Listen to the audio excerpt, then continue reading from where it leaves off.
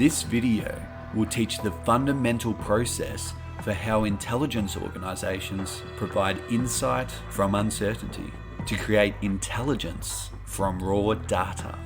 You'll be learning about the intelligence cycle, a foundational process for converting data into actionable intelligence insights. So first, what is intelligence? Intelligence is both a process as well as a product. When we're talking about the process, we're really talking about this cycle that we're about to discuss today. And when we're talking about a product, we're simply talking about that product which is produced by that process, which we disseminate to support decision making. Many people believe that intelligence is exclusive to the national security sector, but this isn't the case. Because as we said before, intelligence is simply a process or a product. It can be applied agnostic of sector. However, there are some different constraints and principles that exist for it to be effective and acceptable in different sectors. In 2005, Hurricane Katrina marked a pivotal moment for applying intelligence for disaster relief purposes. During this event, specialized capabilities from the Air Force, the Air National Guard, and the Department of Homeland Security were, for the first time, combined in a concerted effort to support national disaster relief missions. The key disciplines that had an impact were GEOINT, or Geospatial Intelligence, and OSINT, or Open Source Intelligence. Organizations converged, providing critical images, full motion video, terrain analysis, predictive analyses, and impact assessments. These crucial insights shaped the response strategy, enabling them to assess damage and zero in on stranded survivors, as well as to forecast potential issues and potential dangers. The main capabilities that were involved, being geospatial intelligence as well as open source methods, are both accessible now to public organizations. You just need to understand how to apply them. It is much for this purpose that the Hayter Institute was established, to ensure that these kind of capabilities could be applied to support relief operations across the globe. Now we will explain the intelligence cycle as we illustrate its application in the wake of a devastating hurricane event. So first, you've got the direction step.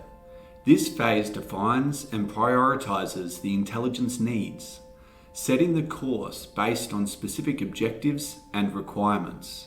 In the aftermath of a hurricane, this could include both the response and recovery requirements, as well as understanding the security and safety concerns of both the public that's been impacted as well as those providing assistance. The collection step. At this juncture, data is gathered using various methodologies and sources, all aimed to fulfill the intelligence needs established during the direction phase. So what could this look like in a hurricane scenario? Well, you could imagine a reconnaissance team of medical and engineering experts moving to assess the immediate medical needs as well as conducting infrastructure damage assessments. This could include measurement and signature intelligence, or MASINT.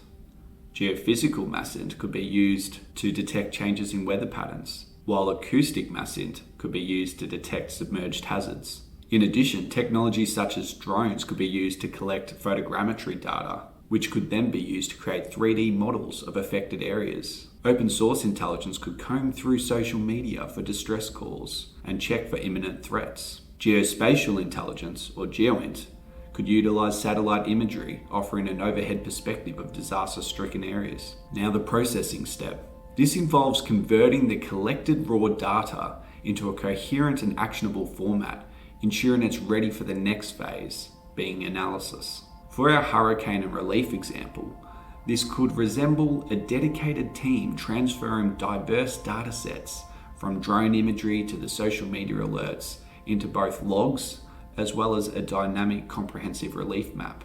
Analysis. Here the processed information is examined using both structured analytical techniques for qualitative analysis as well as quantitative methods. In our hurricane context, analysts might employ methods such as link analysis and backcasting. Now the dissemination step.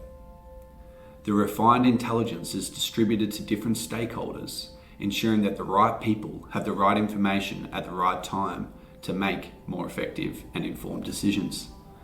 Picture a hurricane relief morning briefing as teams gear up and decision makers make their plans. They're now armed with the latest intelligence to optimize their efforts. Now, underpinning that cycle, you have both feedback loops as well as coordination functions, making sure that every step is synchronized and fine-tuned for maximum efficiency. To delve deeper into the intricacies of intelligence-driven strategies, our e-course on intelligence analysis fundamentals awaits.